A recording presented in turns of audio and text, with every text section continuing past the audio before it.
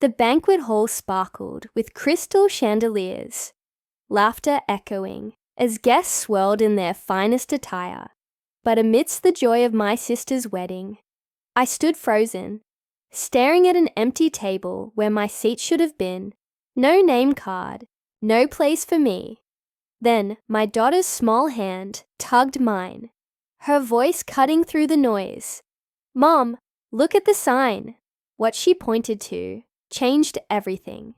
The air was thick with the scent of roses and anticipation as I stepped into the grand venue, my daughter Lila clutching my hand. At 32, I'd seen my fair share of family gatherings. But this was different. My younger sister, Clara, was getting married, and the weight of that moment pressed against my chest. Clara, the golden child, the one who could do no wrong, was radiant in her ivory gown, her laughter ringing like a bell across the room. I wanted to feel nothing but joy for her, but a familiar ache gnawed at me, a reminder of the distance that had grown between us over the years. Lila, my 7-year-old, twirled in her lavender dress, her curls bouncing as she marveled at the towering cake in the corner. Mom, it's like a princess castle," she squealed, her excitement infectious. I smiled, brushing a strand of hair from her face. She was my anchor, the one constant in a life that often felt like it was slipping through my fingers. The invitation had arrived months ago, embossed with gold lettering, promising a night of celebration. Clara had called me herself, her voice bubbly over the phone. "Elise, you have to be there. It won't be the same without you." Her words had warmed me, made me believe that maybe, just maybe, we could bridge the gap that had widened since Mum passed 5 years ago. But as I scanned the bustling room now, that hope flickered. I adjusted the strap of my emerald dress, chosen carefully to blend elegance with modesty. I wasn't here to outshine anyone, least of all Clara. My goal was simple: show up, smile, and support my sister.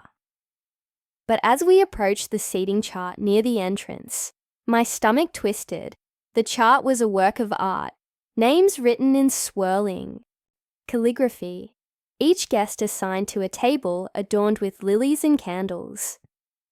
I traced my finger down the list, searching for Elise Harper and Lila Harper. Nothing. I checked again, my pulse quickening. Maybe I'd missed it. Maybe it was under a nickname or a typo. But no, our names were nowhere to be found. Lila tugged at my hand, her brow furrowing. "Mom, where do we sit?" "I'm not sure, sweetie," I said, forcing a smile. "Let's ask someone."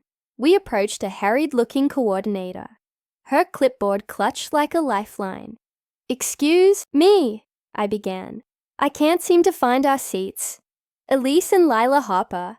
She barely glanced up, her pen scratching furiously. "Check the chart again. Everyone's listed." I did. "We're not there," she sighed, flipping through pages. Harper. Nope. No Elise or Lila. "Are you sure you're on the guest list?" My cheeks burned. "I'm the bride's sister. I was invited." Her eyes flicked over me, skeptical, before she shrugged. "I'll check with the bride later. For now, just find a spot somewhere. We're swamped." Find a spot. At a wedding with assigned seating. I swallowed the lump in my throat, unwilling to make a scene. Lila's hand tightened in mine, her voice small. "Are we not supposed to be here, Mom?" "Of course we are," I said firmly, though doubt crept in. Had Clara forgotten us? Or worse, had she deliberately left us off? The thought stung, but I pushed it aside. This was her day, not mine to ruin with assumptions. We wandered toward the tables, each one packed with laughing guests, their glasses clinking in toasts. I spotted an empty chair at a table near the back, half hidden by a pillar. "Let's try here," I said, guiding Lila forward. But as we approached, A woman in a glittering red dress swooped in, claiming the seat with a laugh. "Sorry, this is for my purse," she said, not even looking at us. I stepped back, my face hot with embarrassment. Another table, another excuse. Every seat was taken, reserved, or saved for someone else. Lila's excitement began to fade, her shoulders slumping. "Mom, why don't they want us to sit?" "They're just busy, honey," I lied, my heart aching. I scanned the room for Clara, hoping to catch her eye.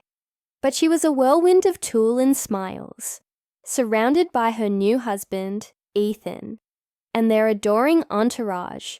My father, seated at the head table, was deep in conversation with Ethan's parents, oblivious to us.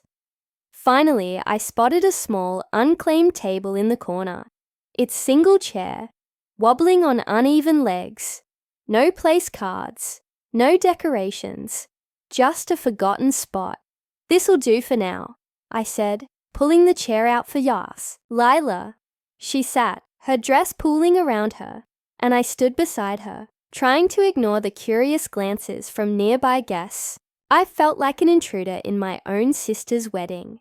As the speeches began, I tried to focus on the words, Ethan's vows, Clara's tearful thanks to everyone who'd made this day possible, but her speech never mentioned me, not a word about her sister, her only sibling.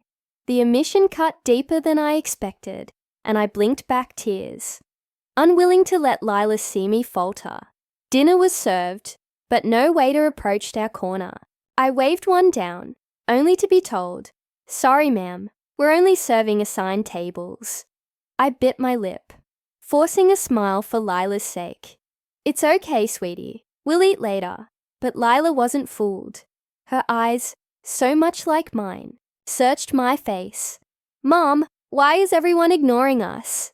I opened my mouth to answer, but no words came. Instead, I hugged her close, promising myself I'd figure this out. For her sake, I had to. Lila's question hung in the air, unanswered, as the music swelled and the dance floor came alive.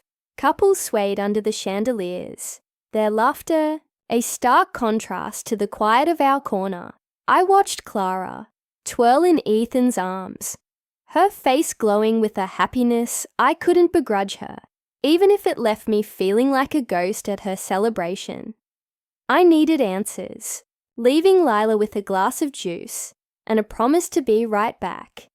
I navigated the crowd, my dress catching on a chair as I squeezed past. I found the coordinator again, this time refusing to be brushed off. "I need to know why my daughter, and I don't have seats," I said, my voice steady, despite the tremor in my hands. She rolled her eyes, clearly exasperated. "Look, I checked the list. There's no Harper, except the bride's family at the head table. Maybe you got the date wrong. I'm Clara's sister," I said, my voice rising. I didn't get the date wrong. Her expression softened slightly, but she shrugged. "I don't know what to tell you. Talk to the bride." I turned away, frustration boiling. Clara was still on the dance floor, her laughter cutting through the music. I hesitated, not wanting to pull her away from her moment, but Lila's disappointed face spurred me forward.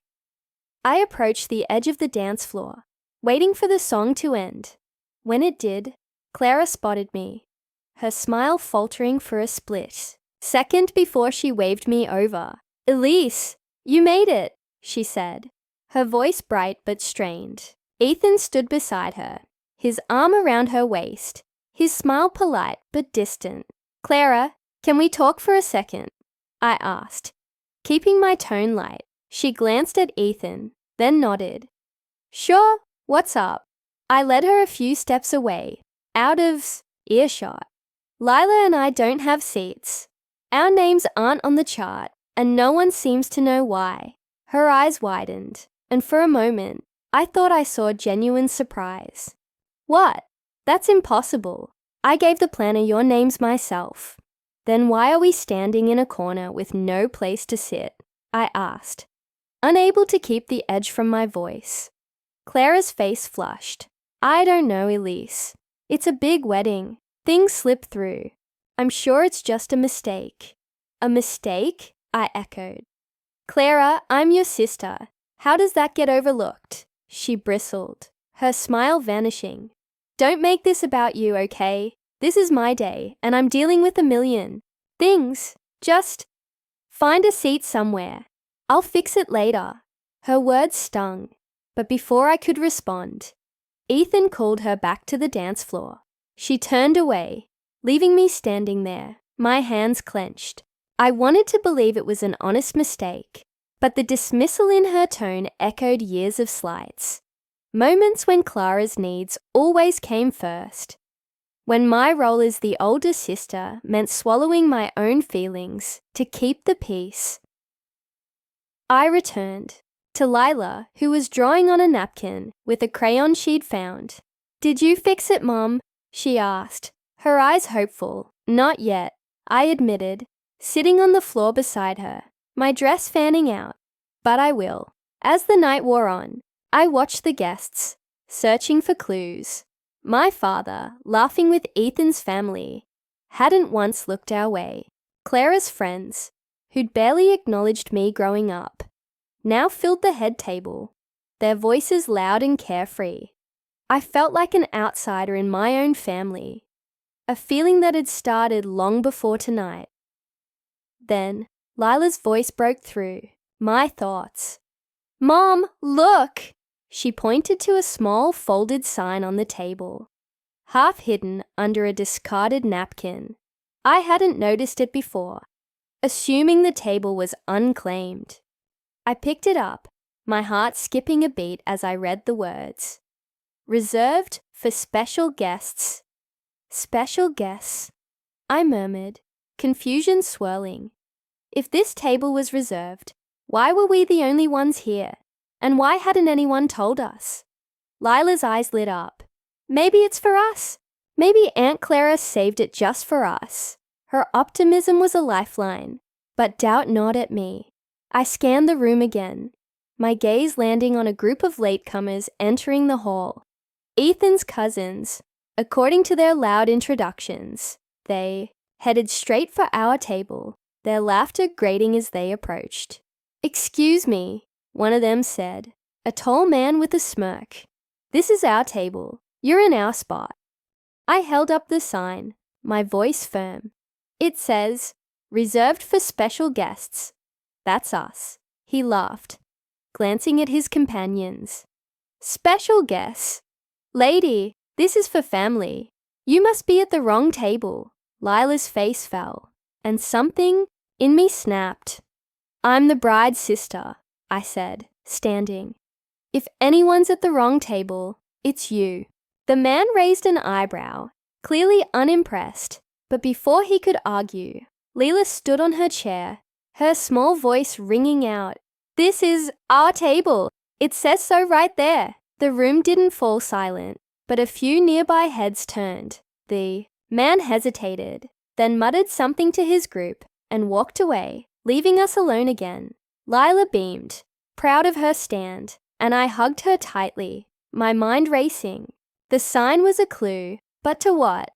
And why did it feel like no one wanted us here? The encounter with Ethan's cousins left me shaken, but determined. The reserved for special guests sign was no accident. It meant something, and I was done, accepting half answers. Lila's bravery had lit a fire in me, and I wasn't going to let this night end with us relegated to a corner. I tucked the sign into my purse, a tangible piece of evidence, and took Lila's hand. Come on, sweetie. We're going to figure this out. We moved through the crowd, my eyes scanning for anyone who might know something. I spotted my father, now standing near the bar, his face flushed from wine and laughter. He'd always been closer to Clara, but he was still my father. Surely he'd care that his daughter and granddaughter were being sidelined. Dad, I said, approaching him. Can we talk? He turned, his smile fading slightly. Elise, there you are.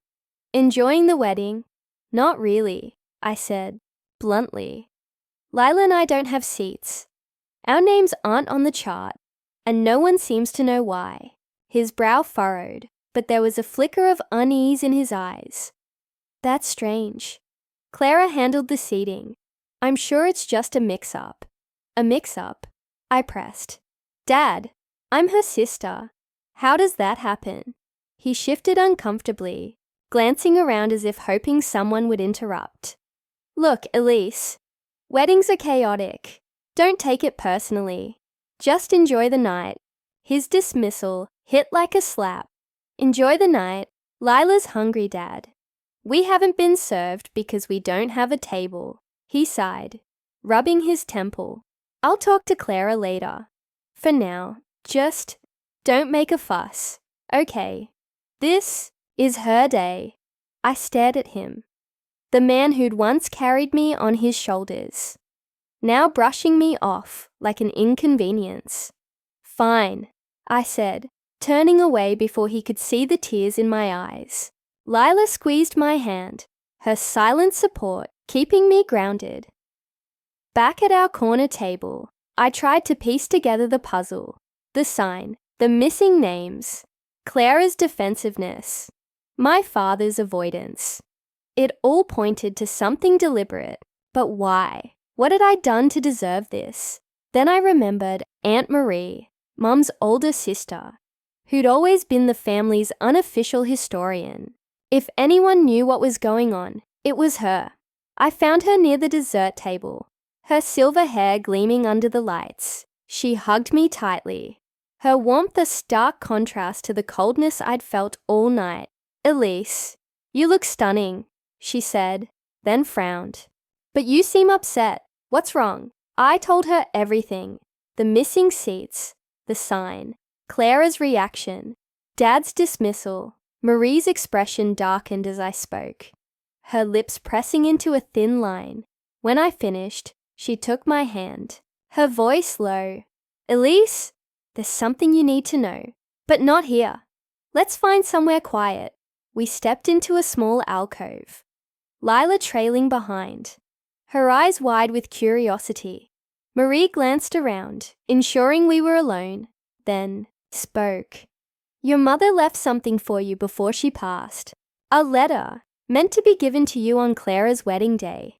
I was supposed to deliver it, but Clara insisted on handling it. She said she'd give it to you herself. A letter, I asked, my heart pounding. What does it say? I don't know, Marie admitted. It was sealed, and your mother was adamant that only you should read it. But Clara, she's been acting strange about it. I think she's keeping it from you. My mind reeled. Mom had been my rock, the one who'd always seen me. Even when Clara's light seemed to blind everyone else, the thought of her leaving me something, only for it to be withheld, was unbearable. Where's the letter now? I asked. Marie hesitated. I don't know. Clara said she'd put it somewhere safe. But, Elise, I think this seating mess is connected. She didn't want you at the head table, where the family was supposed to sit. Maybe she didn't want you to feel entitled to anything. Entitled? I echoed, anger flaring. Marie, I'm her sister. I don't want anything from her, except to be treated like I belong. I know, Marie said softly, but Clara's always been protective of her place in the family. Your mother's letter might change things, and she knows it. I thanked Marie, my resolve hardening. I had to find that letter. It was the key to understanding why Clara had pushed me away, not just tonight, but for years. I returned to Lila, who'd been listening quietly. Mom, are we going on a treasure hunt? She asked, her eyes sparkling. Something like that, I said, managing a smile. But we have to be sneaky. We began searching, starting with the bridal suite, where Clara had gotten ready. The room was a chaos of makeup, flowers, and discarded veils, but no letter. I checked the gift table, the coordinator's station, even the pockets of Clara's shawl, left draped over a chair. Nothing. As we searched, Lila's enthusiasm kept me going. She darted around, checking under tables and behind curtains, her determination infectious. But as the night wore on, my hope began to fade. Maybe the letter was a myth, or maybe Clara had destroyed it. Then Lila froze, her finger pointing to a small locked box on a table near the head table. It was ornate, engraved with roses, and marked with a single word, reserved. "Mom," she whispered. "That's like our sign." My heart raced. The box was too conspicuous to be overlooked, yet no one had claimed it. I approached, my hands trembling as I touched the lock. It was simple, the kind that needed a small key. I didn't have one, but I wasn't giving up now. "Lila, keep watch," I said, pulling a hairpin from my updo. I'd never picked a lock before, but desperation was a powerful teacher. After a few tense minutes, the lock clicked open, revealing a single envelope inside. My name was written on it in Mom's familiar handwriting. I clutched it to my chest, tears welling. This was it, the truth, whatever it was. With the envelope in my hands, I felt the weight of Mom's presence, as if she were standing beside me. Lila's eyes were wide, her excitement tempered by the gravity of the moment. "Is that it, Mom?" she asked. "Yes," I whispered, my voice trembling. "Let's find somewhere private to read it." We slipped back to the alcove, my heart pounding as I broke the seal. The letter was written on Mom's favorite stationery, the kind she'd used for birthday cards and grocery lists. Her words flowed across the page, steady and clear.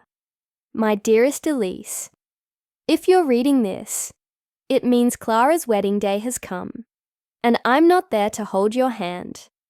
I'm so sorry for that.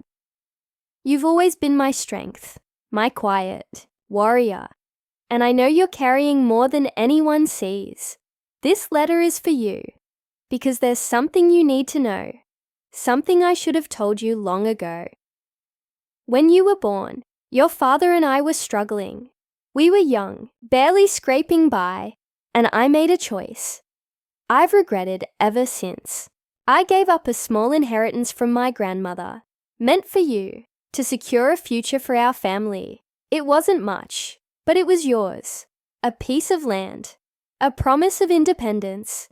I told myself I'd make it up to you, but life got in the way, and then Clara came and, well, you know how things changed. That land is still yours, Elise. It's in your name, held in trust until you're ready to claim it. I never told Clara, because I knew she'd feel entitled to a share, and I wanted this to be yours alone. You've always put others first, but this is your time. The deed is with my lawyer, Mr. Thompson.